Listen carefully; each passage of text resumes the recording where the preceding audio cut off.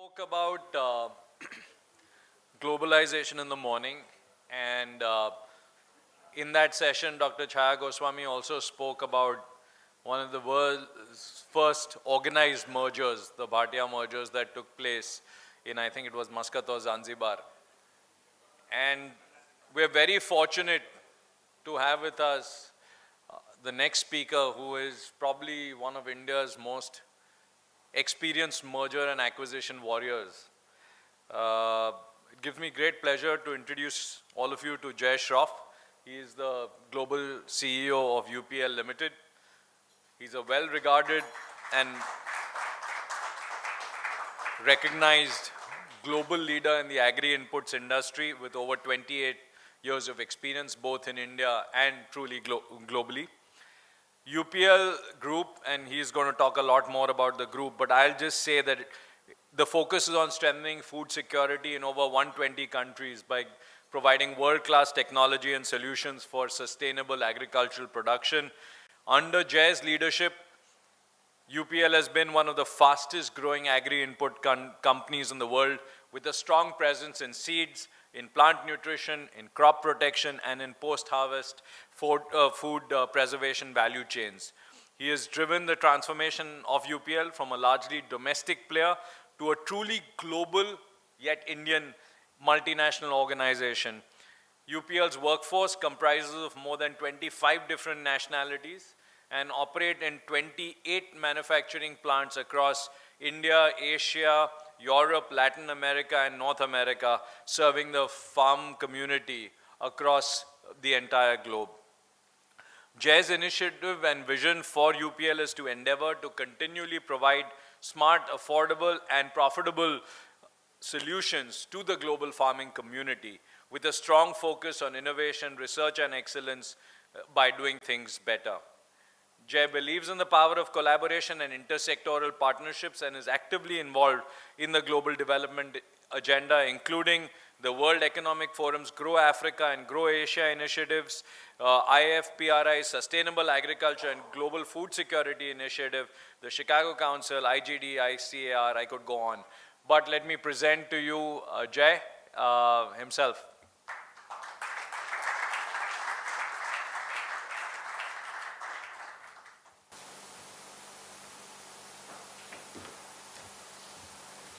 Thank you very much. Thank you, Ashwin Kaka, for inviting me and sharing my experience. But I'd like to just show a few, to break the monotony, a little video about an event we had a couple of years ago.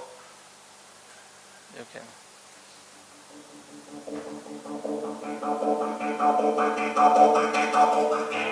Passion needs a feeling, an irrational outburst.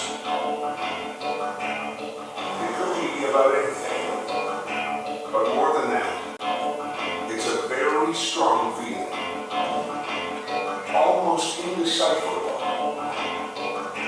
Passion is the force that moves us and leads us forward in life. We all fall in love at least once. We never get tired of falling in love. We fall in love for people, for our business, and for sports. And there's no better feeling than our team's goal. Our group hug, or all the unforgettable moments. And talking about sports, there's no other more captivating than soccer. It moves crowds. Whole nations feel connected to this wonderful sport. We decided to take our suppliers, partners, investors, customers, dealers, cooperatives, and large farmers to the World Cup in Brazil, because we want to continually strengthen our intimacy with them. There, we found a wonderful place where we could talk about our passion. Here at UPL, we are very passionate about our clients, our people, about life, and above all, our business. We do what we do as we do because we give body and soul to our goals. We are today one of the largest agribusiness companies in the world. Winners and passionate people, as always, because our passion is the same. Passion like ours. Thank you. I think a lot of speakers before us spoke about passion, and I think nothing works, no entrepreneur can really work without any passion. But you know, the UPL journey has been an exciting journey for us, and I can talk a little bit about it. And before that, I'd just like to share a couple of slides so we can. Oh, should I go here? So UPL, you know, my father's here. He started off UPL. My mom's here. They've worked very, very hard to build a platform for UPL, and you know, there's nobody, as many of you must know, my father. There's nobody more passionate about business, more passionate about doing things, about doing exciting things, and you know, it's infectious in UPL. It runs from my father and my mom, who's been a tremendous supporter through the journey. And all these journeys are extremely stressful and extremely difficult. And you know, having a family working with you is a support system is absolutely essential for any success, particularly in a globalized, where you are traveling. You know, I did a short calculation. Totally in the last 30 years, I probably spent 3 years on a plane. My father's probably spent the same. So I think, you know, and the one rule we have in UPL is that if you are not having fun, please go work for your competition. You know, we love what we do, and every day we have to come to the office because we love coming there. So UPL journey, once I got involved in the business in the late 80s, was a regional, a local company which was primarily B2B business, and you know, we were making chemicals. We developed some processes and typically made something where there was a import substitution opportunity, and you know, it was pretty profitable. As we know, the import duties were high. It was a very nice time to make a lot of money, and you know, we started an endeavor into trying to make B2B, primarily build big plants, supply products to other local companies based on products developed by multinational companies in India. You know, we had a challenging task. Around that time, I got involved in the business, and we realized that actually making money was much easier in the international market, and so we focused in the global market. The challenge which we really faced, and on hindsight, is that, you know, we've been able to evolve our business. Every 10 years or so, we really transformed our focus of business. So in the 80s, the business was really focused on import substitution and really creating, trying to you know, develop products for the Indian market. And in the 90s, we decided that we need to move on a global platform, and we made our first acquisition in the UK and tried to get really close to the European US market, which were the most developed markets at that stage. So in the 90s, we really focused on manufacturing capacity and really still B2B business in the international market. In the 2000s, we again transformed our business, and we said that this is no good. As Harshbhai was saying, that our customers were making far more money than us. We were supplying active ingredients, and they were doing formulations and accessing the customers, and they were making much more money, and we said, this is no good. It was a painful transition, but we started to really buy businesses to get access, and we bought businesses in different parts of the world to really get access to the customer. And this journey continued. Again, it was a painful process. Buying businesses, you know, it takes a long time to buy a business. Some of the transaction took more than 2 years to convince the seller to sell the businesses, and it requires a lot of time. But talking about the journey, then in the 2000s, we really realized that this B2B business and being a pure generic company and really focusing on just undercutting our competition, selling cheaper products, giving an alternative was not really a model which was sustainable. So in the 2000s, we said, no, we need to be branded. We need to be in the, create brands and really have a relationship with the distributors, with our own brands. And we built a business. And from being a purely Indian company, or 95% business in India in 1990, we were doing about 50% in the international business in about 2000. And then in 2010, or even now, about 95% or 90% of our business is our own brands. And we also believed at that point that we need to do innovation. And I can switch to the next slide. So today, UPL is the second largest, we say, post-patent company. We are not really post-patent because we have 407 patents in application and granted, and all our patents are more or less being utilized at the present time, so we are extracting some value from that. We are present in 130 countries. We have manufacturing all over, all strategic markets. We are building new plants all the time, expanding them all the time.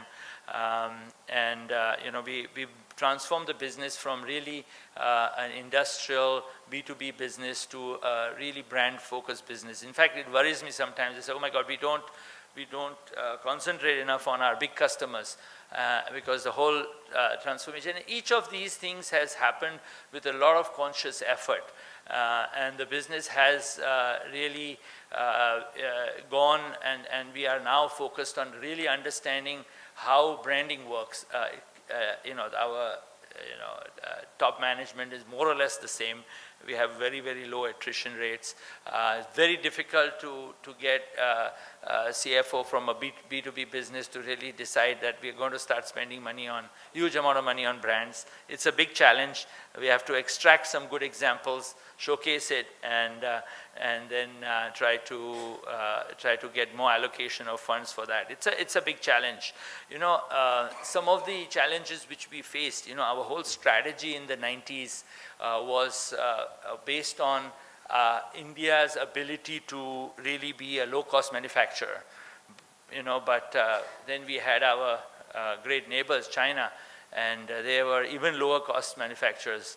Not only were they lower cost manufacturers, they have no accountants in that country, so they don't know how to make money, or they don't know if they're making money. So it was a big, big challenge because we developed a business plan in the 90s, and if you look at it, it was totally different from what we planned in 2000, primarily because in late 90s to 2000 now, the Chinese chemical industry has had an amazing impact on the world market. In fact, in the 90s, people would come to us to source product. I don't think most companies from 2000 to 2015, nobody came to India to source product. They went straight to China. They became the center of the chemical industry. So dealing with that, and I think most other industries, whether it's textiles or it's construction, or so many industries have been really wiped out by the aggressive approach of China. So dealing with that was a huge challenge for us, and how do you really compete with that? And I think what we really did was set up a system of really being the lowest cost manufacturer. So at UPL, we are obsessed, and we will not get into a business unless we know we are the lowest cost manufacturer. Using this as a platform also gave us the confidence to buy companies, integrate them into our supply chain, and then capitalize on those access to markets. Also, it creates a barrier to entry. You know, if your competitor is not going to make much money, there's no way he can invest. And that's been the problem with the Chinese. They've not been able to invest in forward integration because they really do not they don't make much money. Few of them make money, but most of them don't make money, and they just buy market share. And I always used to tell friends that if we want to make China more less aggressive, we should set up accounting colleges there, and all these companies should have accountants because you know, they just don't know how to add up. Because I remember with my mother, I went to you know, people, they were competing on phosphorus with us aggressively and say, how can they make this so cheap? We made phosphorus, we looked at the cost, we said, oh my God, can't beat them, buy them. That's my philosophy. So we went to Kunming, we walked around and we looked at the cost and we said, my God, you know, Arun Bhai was also very involved.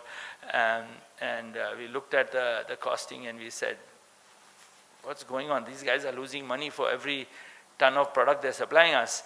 And I said, went back home, I said, you know, for every container of product we're buying, they're giving us also $1,000. Just let's keep taking it. You know, mothball our plant, sit tight, just take money.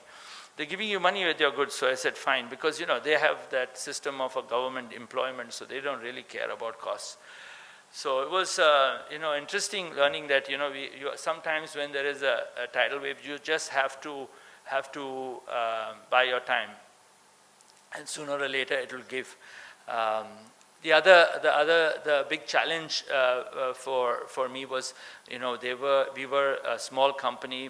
When I joined, I think, what, 20 crores of turnover. I don't know how much that was in those days, dollar terms, but it was a big challenge to grow in India. India was not really growing much in the ag chem space in the 90s. It was flat and you know, well-established players in the market, all the multinationals over there, Rallies, all these guys, and we said, you know, you know, it was very exciting to get very involved in the local battles. So who's going to win the market share in Guntur or in some Punjab market or something? And actually the whole pie was so small. Even if you won 100%, it was not satisfying for me. So I said, this is no good. Let's just forget about the Indian market and let's concentrate on the global markets where there is much more money to be made, and let's not get excited. So consciously, as a strategy, I decided not to even visit the field in India because it was a distraction.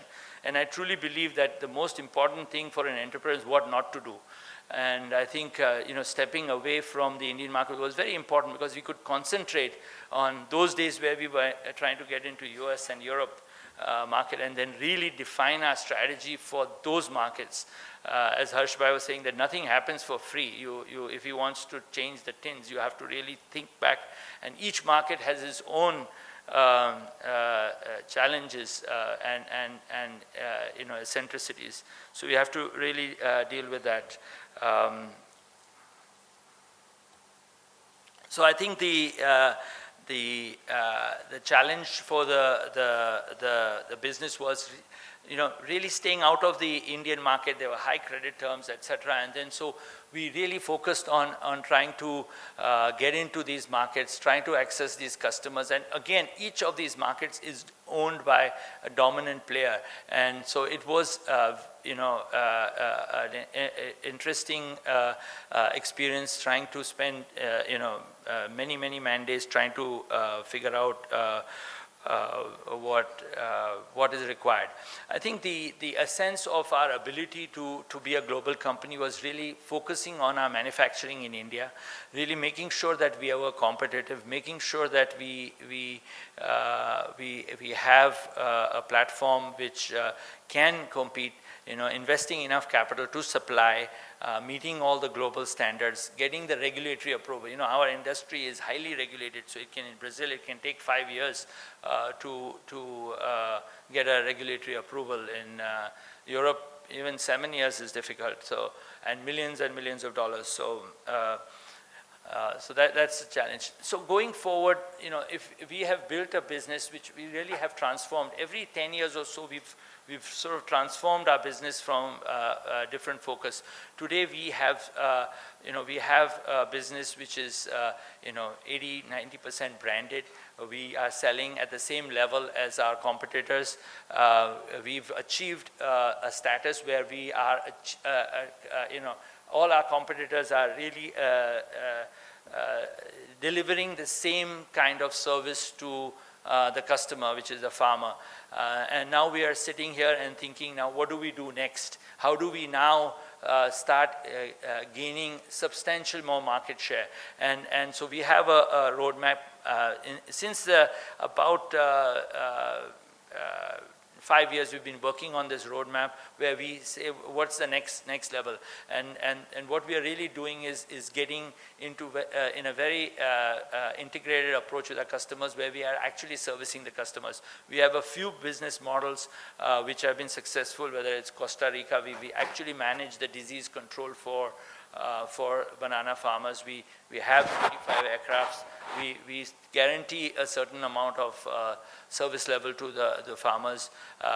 We manage more than 30% of the cold storages for potatoes for the farmers. We treat the potatoes with our technology. So we've gone from really a chemical company to a solutions provider for farmers. And we are doing that with we are figuring out models of working closely with large Brazilian farmers.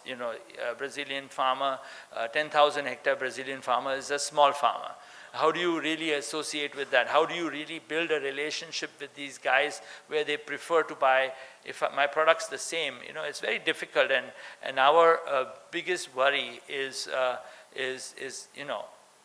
we don't have a good sales guy. The guy will move. So how do we build a long-lasting relationship with these customers, whether it's in Brazil or it's in the US, besides giving unique technologies, better products, what are the long-lasting relationships which we have? We are figuring out for farmers, how do they manage their risk? And we have different models. I'm talking particularly about Brazil because it's such a large-scale market. It's a hugely intensely competitive place. Everybody, it is the largest market for seeds in agriculture. It's the biggest food producer in the world, well, after India and China, but the surplus food. And how do we build that? And those relationships will give us lasting customers. We are doing the same thing in India. We will transform the farming, the farmer's life in India. We have a few projects which we are working on. Very, very exciting. So the next level of business will be really seeing how do you make sure your customers make more money? How do you build a long-lasting relationship with your customer? I think the whole challenge also has been keeping the business out of the comfort zone. And one thing which I personally believe is that if everything is going well, then you're in trouble. You need to, if you don't create trouble in your business, if you don't set up a challenge for the team, it gets very complacent. And I'm a true believer that you need to create a crisis, a manageable crisis. At least if you create it, you can manage it. So we normally try to do that. And this new transformation is hugely disruptive for our existing management team. They think, this guy's gone crazy again, and we'll have to do something. So I think, the other thing I can talk a little bit about is, we've made more than 40 acquisitions across the world. We are present in 130 countries, but more importantly, what we have not acquired is very easy to talk about the 40 acquisitions we've made, but we probably haven't made 200 acquisitions, which we looked at it actively. So I think the key lesson for people who are building global businesses is that you need to be disciplined. And I think you need to walk away from deals when they do not meet your expectations. And being probably the most acquisitive company out of India, probably in our industry, we are on the mailing list of most investment bankers. So we look at maybe 3-4 deals a month. We don't have a huge department. We have operating guys who get involved, maybe 1 or 2 dedicated guys, but mostly it's done internally. We don't have a whole floor of people running around trying to find deals. So we do it ourselves. The other thing which we do is we are very conscious when you're looking at 40-50 deals a year. You need to make sure that you're not spending ridiculous amounts of money. So we do that internally. We will not involve a banker, will not involve a lawyer till the numbers are agreed, till we understand that the guy wants to sell. Because you could easily spend $5 million a year just on doing all the other stuff. While you're studying all these companies, you're getting a lot of intelligence. You're understanding markets. You're understanding situations. You're understanding what's really your competition is doing. So it's a great way to stay in your business. So though it's a distraction, it is a huge learning. So I think just talking about a few more examples, which some of the interesting experiences which we had when we acquired a business. The first business which we acquired globally was a company called MTM, who was actually a customer of ours and used to warehouse our products. And I saw in the newspapers they were going through liquidation. They had some fraud, and so we wanted to buy them. And I realized that they had a couple of manufacturing locations and everything. It was very interesting. They were making organophosphorus compounds, etc. I said, this fits our bill, and so we started negotiating to buy them. It was a listed company. Penny stock means the stock price was nothing because it had gone through a fraud investigation, and so we tried to make a hostile bid of this. So I went to all the investment bankers in London. I think this was 91, and said, we want to buy this company. We had the money, but doing a hostile bid in those days by an Indian company where we had all the regulation was a bit of a challenge. But they wanted, the assets were worth far more than the value of the company, and they had 10 million pounds of cash. I said, this is the greatest deal. I'm buying a company for £1 million. I'm getting 10 million pounds of cash, plus I'm getting the assets I want. And of course, none of the investment bankers took us seriously, and they said, no, below 50 million pounds, we can't even charge you anything, so we're not going to help you. We tried very hard, and then I realized this is old boy network. They're not going to help me buy a company. It was total, those days the London market was only insider trading, and they had some rules of ethics, but there was no, and it was really funny because this chairman, the interim chairman of the company they put him there, so he knew everybody, and they were just refusing. But anyway, it took 2 years to convince this guy to sell me the company, and we had to pay, I think, those days about 10 million pounds for it. And it was an interesting lesson because we got a small business in the US, a pan-European business, and a manufacturing location. And when I looked at it, I said, my God, even I remember those days, the security guard at the factory, I looked at that guy's salary, I said, oh my God, this is easy money. We can just shut this down and move it to India and make a lot of money, because I think those days it was, I can't remember, but I think the security guard was getting paid something like 20 lakhs a year or something those days. So I said, this should be, I just did, I said, let's not even apply. But interesting time, I was in New York, and the board had to approve the deal or something, and I find out that they were getting panicky. So I think I flew down, I said, what the hell are you doing here? This has to be done. Because I was on the next deal by then. But the challenge was that when we had to remit money to buy this company. I agreed the deal, we had the agreement signed, just subject to funding. And I came back to India, and They said, you cannot send money from here. There's just no way. You have to go and get ministry approval. And so we went to, it took 6 months, 8 months to literally beg the ministry to send $5 million, $7 million. And the finance ministry director told me, nobody from India has ever sent $7 million out of the country, so who the hell are you? And then the guy became the chairman of Axis Bank, Mr. Nayak eventually. But yeah, they said, even ITC had the highest ever remittance out of India was $5 million to set up a trading company in Singapore, but that was foreign exchange retained. So nobody had been allowed to send cash. Besides, during those days, India had gone through near bankruptcy. So these guys, I said, it's my money. A spoiled kid from Bombay. I went there, I said, what the hell do you mean? It's my money. If I want to sink it in the sea, it's my problem, not yours.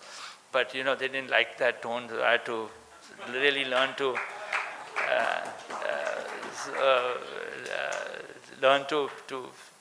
the Delhi things. We used to go twice a week, thrice a week.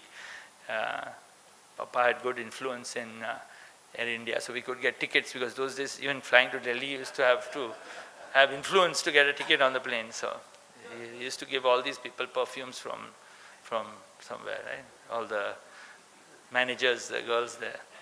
So, but I think, so that was a very interesting experience. We finally got approval to remit money after a lot of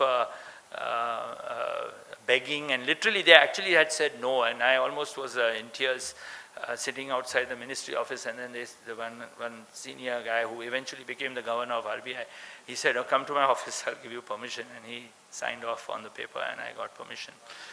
But that was the beginning. But what we learned really, and running a global business, the interesting learning those days was we used to do a quarterly balance sheet, and one quarter you'd be making a lot of money, next quarter you would lose money, and it was like, so what the hell is going on?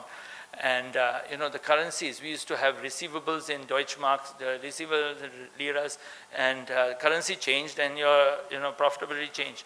So luckily for us, we learned very early on running a global business that currency management was a key to operating a business. And really there's things out of your control, and so you have to be conservative. So during the later phases of liberalization, a lot of companies lost a lot of money in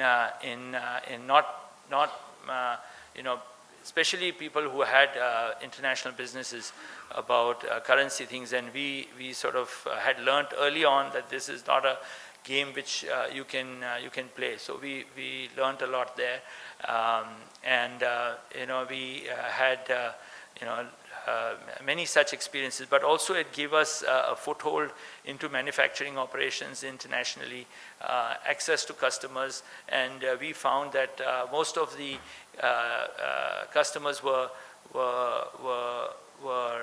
treating us slightly differently, having a European manufacturing location. The other interesting example was we were trying to buy another European company about 4 or 5 years later, who was a big customer of ours.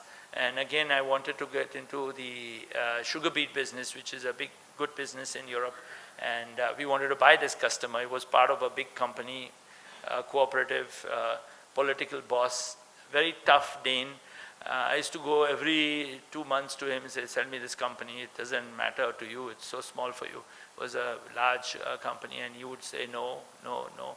One day again went casually on a visit, and he told me, okay, I'll sell you the company. So we sat down, I think 9 o'clock in the morning, the meeting started. We agreed all the terms by 5 o'clock, and he said, oh, bring a lawyer now, we'll finalize the agreement. I said, okay, so we found a lawyer, just called somebody and found a lawyer, made an agreement. I think it was like 2 o'clock in the morning. So I thought, okay, now the agreement's there. Now next month or so, we'll finish the deal.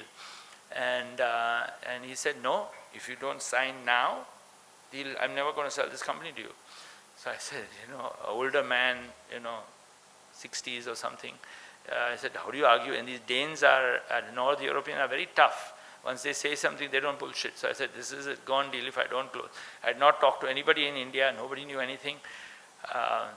We waited. We were fighting with him a little bit. We said, how can I have to get approval? Saying, get your board approval now. So 4 o'clock in the morning, I woke up Papa and I called him. I said, see, this deal is happening.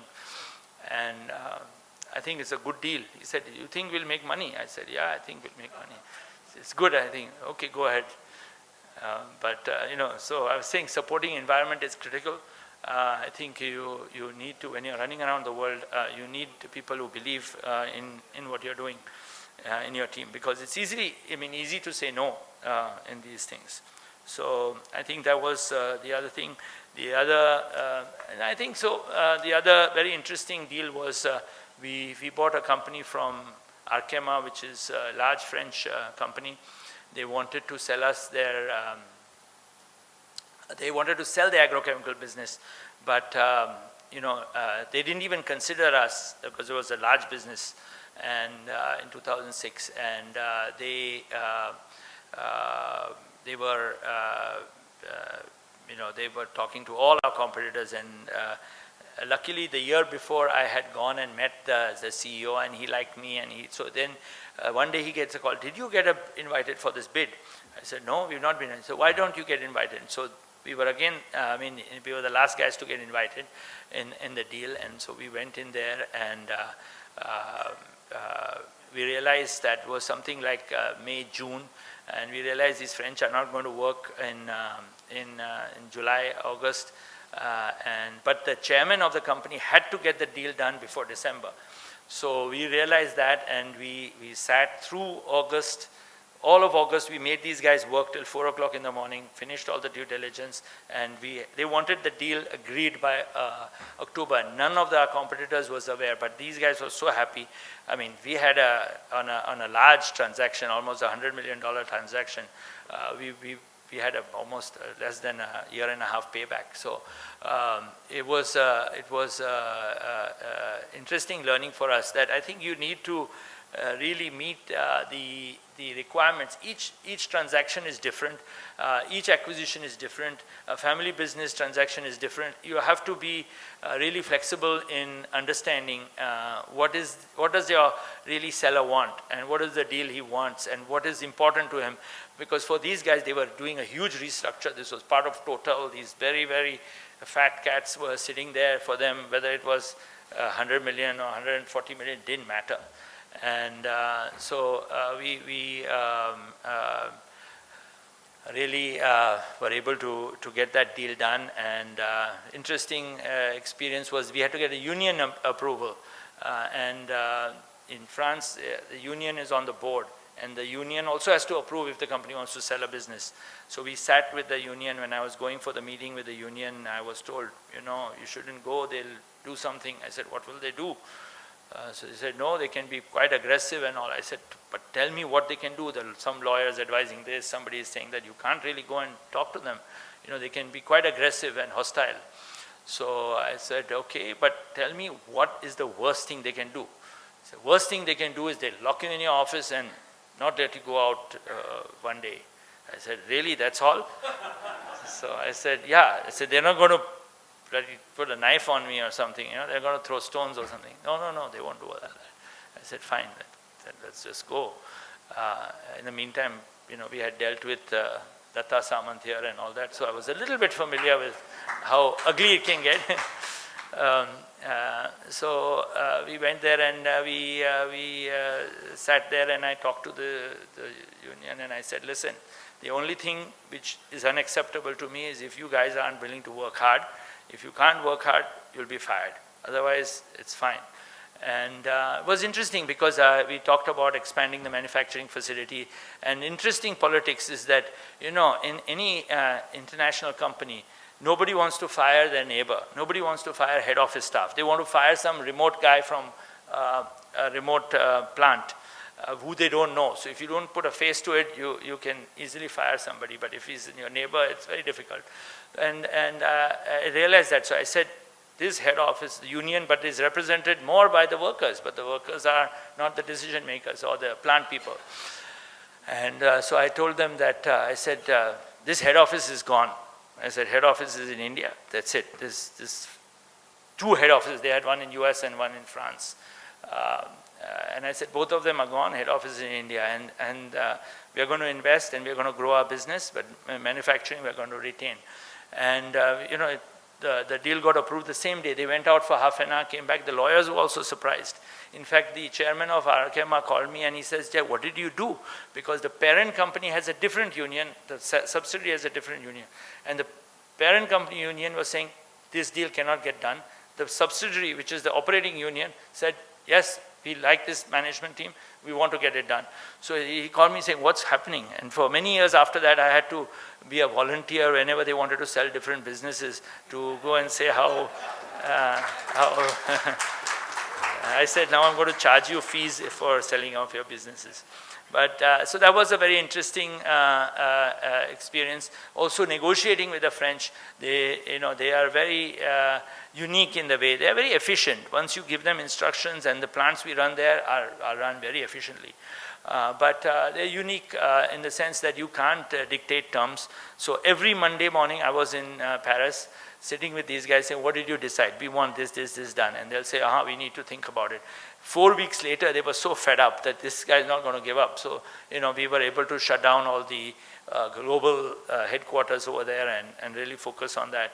But, you have to deal with this. There was some discussion earlier we had is cultural. You have to understand the cultures of these people and slightly make it more flexible to understand without really giving up on your really objectives. The other interesting deal was when we bought Advanta. Advanta was a global seed company, part of Syngenta, leftover business in Asia, India, Australia, Thailand, Argentina, etc. And we wanted to get into the seed business, so we said, let's just go in there and just look at the business, just do due diligence to figure out this seed business. We don't know anything about it. And we realized that they had some very complicated legal tangles. So DuPont was bidding for it, Dow Chemicals was bidding for it, some private equity guys were bidding for it. And we said, there's no way we're going to give them that kind of money, so just let's study it and go back. And so we got in the process only 1 month before they wanted the bids. And we said, okay, let's mobilize everybody and let's study all the business. So Thailand, Australia, Argentina, etc.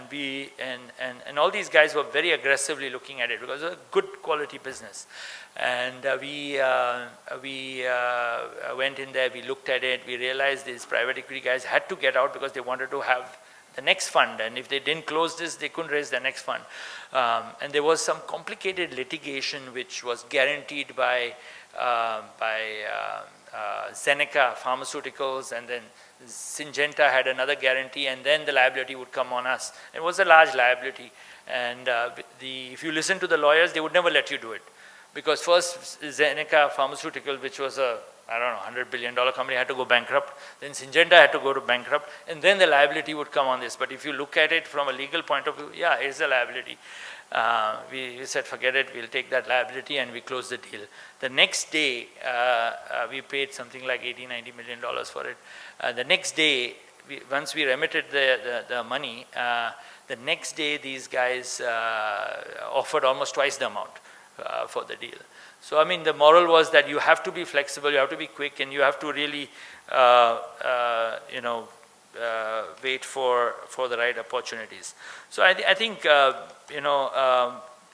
so really some of the lessons which I have learned is that, is your business really to take your business global? Are you really globally competitive? You need to have a platform which is competitive. You need to have something unique. In UPL in the 80s, we realized that, international market are actually far more profitable than the Indian market. Do you have a team to run your existing day-to-day business? Because, it took me 2 years and maybe 20 trips to get the first deal done. And even all the other deals, if you're dealing with family business and buying a family company, unless they've decided to sell their business, to convince them to sell, it's not easy. And you need somebody to run your existing business. Because unless you are committed, it's not going to happen. Then also running the businesses, it's not easy. So you need to have a good platform. Does really your team understand the challenges of a global acquisition? Are you that committed to willing to, like Asim was saying, he moved to Bangalore. It's not easy. Most people will not move to run a business. You know, we realized in the 90s, I said earlier, that India was going nowhere. It was a flat market. There's nothing happening here, so don't worry about it. Let's focus on that. We'll come back to India. And now we're in the largest player in India, because in 2000 we said, okay, now I think Indian market is going to grow and we should again invest. Are you doing things differently? I mean, there's no way, if we had focused on the Indian market with existing companies, well-established companies, we would be able to change the game. And so we had to have a different approach. We had basically went on the international side, because this was a saturated market, not growing much. What else? So you really need to do things differently. And you need to be able to change your business model. We could not have survived as a B2B company if we had to face the Chinese competition. We had to really move to branded business. We had to get proprietary products. We need to move our business, because most of our competitors are doing the same thing as we did. Is your team, you know, are you passionate? And that's why I showed that little film earlier, is that, you know, we at UPL love what we do, and our teams are extremely aggressive, and we come to work, you know, looking forward to exciting deals, and we also love walking away from deals. So with that, I'd like to thank you very much for giving me this opportunity, and Ashwin Kaka, thank you very much.